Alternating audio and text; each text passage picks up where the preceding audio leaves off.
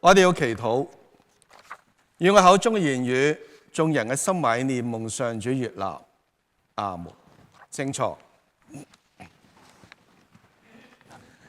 弟兄姊妹早晨，今日咧係基督領洗日，亦都係我哋施洗聖約翰堂第26週年嘅堂慶嘅日子。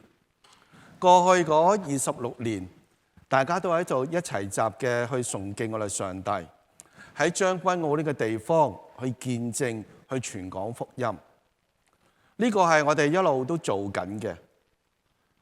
今日喺我哋呢個嘅紀念日嘅裏邊，我哋再次嘅嚟到上帝面前去思考下，亦都讓我哋咧心裏邊去問下自己，我哋將會如何呢？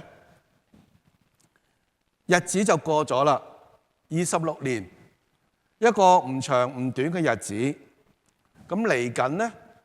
嚟緊嘅日子，施洗聖約翰堂應該點樣行我哋嘅路呢？我哋翻開我哋嘅週刊，你會見到除咗我哋有好多唔同嘅聚會嘅羅列之外，仲有咧我哋啲出席人數啦、奉獻嘅記錄啦咁樣，或者一個收支表啦咁。你會見到大家都知嘅，每個禮拜都見㗎啦。嗰個收支報告裏邊，由我第一日喺呢度到今日，好似未見過正數啊！有冇咧？好似未見過正數啊！其實都係負數，好奇怪係咪？日日都係每個禮拜都係負數，但係咧每禮拜牧師都喺度喎，唔會因為咁嘅關係咧冇咗個牧師喎。我哋每個禮拜都喺度崇拜，好似冇改變過一切嘅嘢咁樣，唔會因為我哋冇錢負數，所以冇喺度我哋唔可以喺度崇拜，好似呢啲嘢都唔關我哋事。我哋又睇見我哋嘅出席嘅崇拜嘅人數都係嗰百零人啦，咁樣啦咁，大概都係咁啦，冇乜轉變，冇乜高高低低，冇乜起即係大嘅轉變，咁好似冇乜特別嘢咁，都係咁啦。呢個就係我哋生活緊一齊喺呢度嘅日子啦。日子係咁過，團契嘅生活又係咁樣過，又係咁樣領聖餐。咁究竟我哋未來係咪又係咁樣咧？今日當我哋睇，再次睇一段我哋耳熟能詳，其實大家都好熟悉嘅福音，耶穌領洗嘅福音呢一個嘅內容裏邊，短短嘅幾節嘅經文裏邊，除咗我哋睇見基督領洗呢個行動之外，仲有啲咩嘅提醒，讓我哋能夠即係深切嘅諗下，我哋嘅將來會係點樣嘅咧？當然，如果你翻開好多嘅釋經書嘅話，你就喺度睇到好多唔同嘅解釋。有啲會着重喺這是我的愛子，我所喜悅的嘅裏邊；有啲係講緊耶穌咧盡諸般嘅義；有啲咧唔同嘅即係解釋，去希望透過聖經對聖經嘅了解，去提醒我哋聖經嘅內容對我哋嘅關顧係點樣。今日我哋又嚟到呢一度睇呢段嘅聖經。喺呢段聖經裏邊，今日所講嘅，我哋睇下好得意嘅一件事，就係耶穌嚟到約旦河，嚟到約旦河。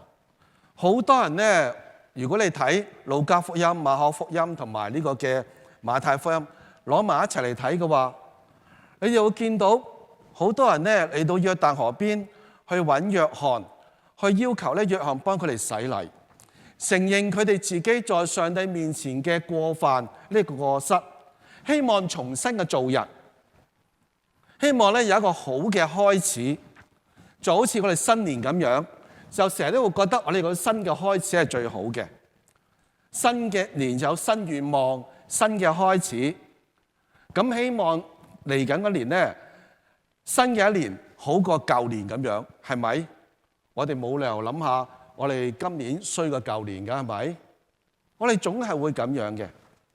呢班嘅人嚟到約翰嘅面前，期望約翰呢，聽到約翰嘅教導之後，心裏邊知道我真係需要悔改啦，需要新嘅開始啦。於是乎呢，就走去接受約翰嘅洗禮。約翰嘅洗禮對佢哋嚟講係一個提示嘅標記。跟住我哋見到耶穌又嚟，耶穌嚟到，佢話：約翰，我都要接受你嘅洗禮。跟住約翰就話：冇理由㗎喎，你比我更加好，更加義，我點可能受你嘅洗禮呢？咁樣，我應該你幫我洗就真。但係耶穌嘅回答係咩呢？耶穌嘅回答就係喺呢一刻，喺呢個環境裏邊，讓我哋盡上諸般嘅義，讓我哋做世人都看為應該要做啱嘅事。耶穌接受洗禮，係標誌咗佢喺眾人面前去話俾人聽：我都有過犯，我都有過失。而家嚟到呢度去接受約翰嘅洗禮，我想有一個重新嘅開始，新嘅一日嚟到我嘅當中，大家都會知，大家都會明白。但係當耶穌去接受呢個洗禮嘅時候，當佢從水裏出嚟，聖經就去形容佢話：天上咧有聖靈彷彿鴿子降在耶穌嘅身上，然之後有聲音話：這是我的愛子，我所喜悅的。其他福音書有講：你是我的愛子，我所喜悅的。就彷彿天上嘅聲音去同所有人講，佢話：呢個就係我所愛嘅，我所喜悅嘅，佢就係我嘅愛子啦。呢個說話向眾人宣告，去提醒眾人耶穌一個新嘅身份，就係上帝嘅愛子喺當中完全嘅表達出嚟。呢個就係喺耶穌洗禮嘅裏邊其中一個好重要嘅標記。我哋都會知道，今日我哋在座當中都已經咧，我相信絕大部分都係咧洗咗禮嘅。當我哋洗咗禮之後，我哋有冇好似耶穌咁樣，有天上嘅聲音講：這是我的愛子啊，或者你是我的愛子？有冇聽唔聽到啊？有冇聽到咁啊？好似冇喎。咁只有耶穌有啫咁樣。但係當我哋去接受洗禮之後，我哋知道我哋就有一個咧重新得救嘅人，一個新嘅生命，一個新嘅開始就喺你當中。每次基督領洗日，再次嘅提醒我哋每一個人，我哋就係一個新造嘅人。呢個新造嘅人點樣去行我哋當走嘅事呢？我想問下大家，喺過去嘅日子裏邊，我哋對上帝呢樣嘢，我成日都問你哋噶啦。我哋許過幾多個諾言，同上帝講我想咁做呢？或者嚟緊一年，我想咁啊？呢啲我想咁，當然唔係平常我哋自己嘅事啦。好可能係咩啊？可能我好想咧勤力讀聖經咁樣。我好想咧，我維持我哋嘅每日嘅靈修嘅生活，親近上帝去祈禱。我哋講過幾多次咧？又或者我哋已經唔再講啦，因為知道我哋每次講完之後，開頭嗰陣時就一腔熱血咁去做，然之後咧有一日唔記得咗，第二日又唔記得咗，第三日就已經唔再記得呢件事啦。今日我哋都係喺生活喺呢個嘅信仰嘅當中。耶穌佢話用我哋去做諸般嘅義，盡上我哋嘅本分，讓人透過呢個嘅洗禮嘅過程，見到我哋唔係一啲咧，即係冇標記嘅人，係一啲咧，即係行出嚟自己自吹自擂嘅人。透過呢個嘅洗禮嘅標記，讓眾人一睇見，我哋真係咧，即係名門正統咁樣咧，重新嘅去做人。耶穌咁樣成為咗我哋嘅榜樣。咁跟隨佢嘅人，今日你同埋我，又點樣去行呢條嘅十字架嘅道路呢？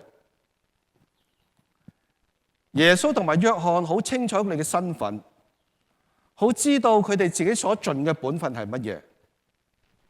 今日輪到我哋啦，我哋作為一個基督徒，有啲咩嘅身份，有咩應該盡嘅本分，我哋係應該去做嘅咧？仲記唔記得我喺後邊貼嗰兩張紙係咩嚟啊？記唔記得貼咗幾耐啊？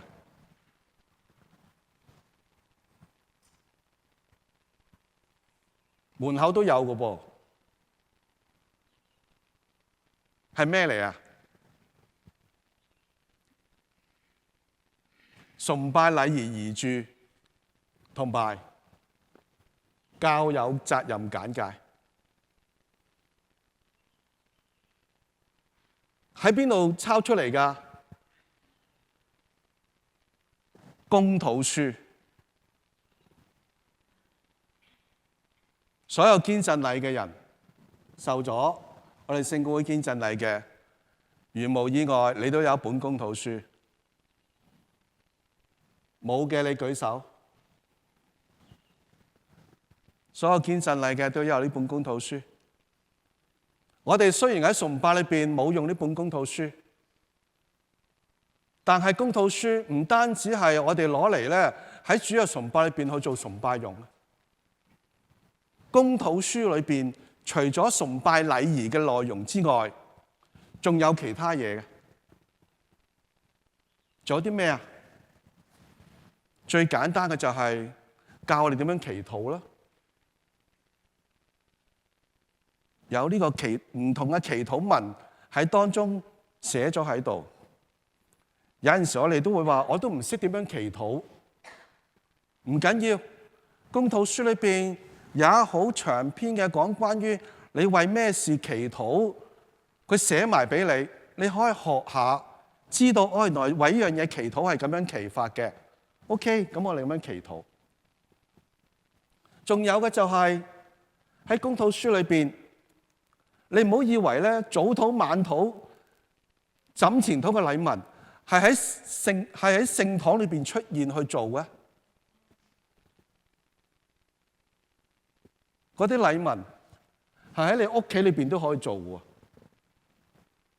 除咗聖餐。我哋每日嘅靈修生活，咪跟住我哋嘅日常禮讚去一齊嘅祈禱咯。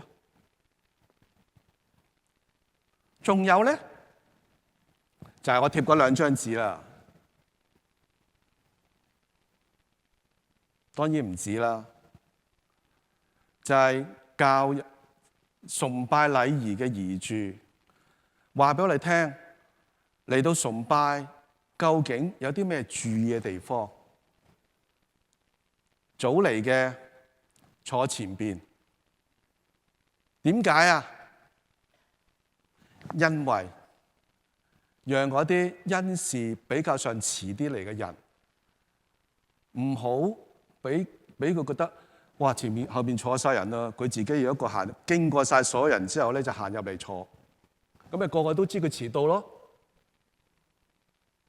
點解要早嚟嘅向前邊坐啊？係愛啊，係關心啊，係照顧啊。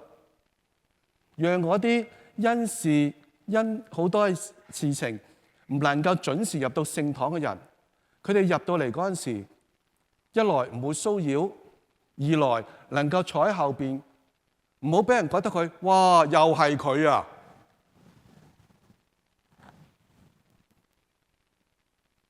當然仲有教友責任解說。今日乜嘢係耶穌講眾諸般嘅義呢？耶穌願意在眾人面前話俾人聽，呢個洗禮係悔改嘅洗禮嚟嘅，我都要悔改。約翰係咁同佢講嘅。耶穌，其實你唔使受我洗嘅，因為應該係我受你嘅洗，你冇理由去接受一個悔改嘅洗禮。但係耶穌話咩啊？唔緊要，讓眾人都見到，我都成為一個嘅標記，去接受呢一個悔改嘅洗。所以佢話容讓我哋盡上諸般嘅義。今日喺我哋嘅信仰生活嘅裏邊，乜嘢係我哋嘅標記呢？咩係我哋當做嘅呢？我哋知唔知道呢？有冇咁實行呢？喺我哋屋企嗰本嘅公禱書去咗邊度呢？有冇掀下佢呢？然之後我哋有冇睇下？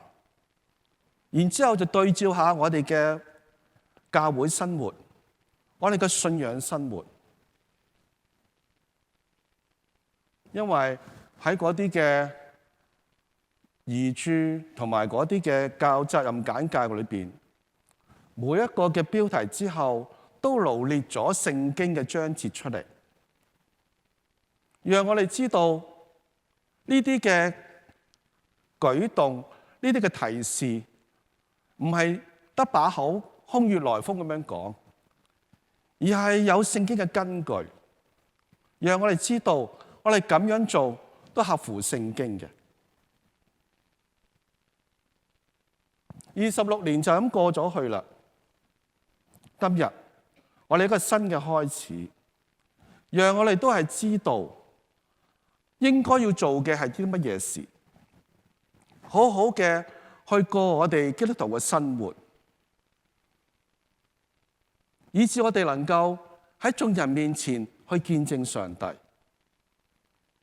唔好讓我哋嘅生活就係糊糊塗塗嘅，唔係好清楚嘅咁就過咗去。基督徒生活並唔係困難，但係都唔算容易㗎。但係我哋就要努力嘅去做，努力嘅完成上帝交付俾我哋嘅。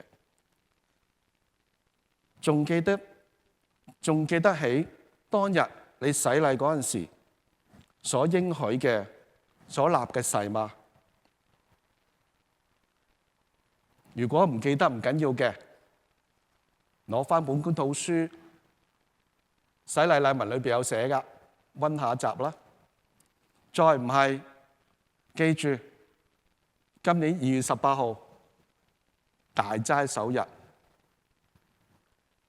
一齊嘅喺當中去接受塗灰禮，讓我哋能夠再次嘅承認我哋嘅過犯，然之後有個新嘅開始，去面對我哋嘅生活。耶穌願意接受洗禮，今日我哋又願唔願意做我哋該做嘅事呢？我哋同心祈禱。